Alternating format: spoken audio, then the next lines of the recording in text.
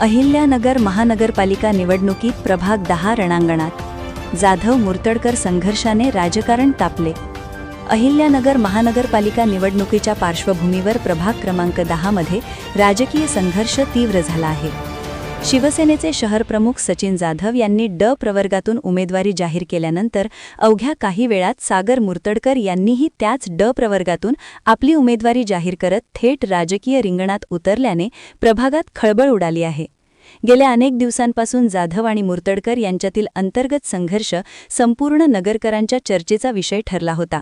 आता सागर मुर्तडकर यांनी थेट शिवसेनेचे शहरप्रमुख सचिन जाधव यांना खुले आव्हान देत समोरासमोर लढत जाहीर केल्याने हा संघर्ष उघडपणे पेटला आहे.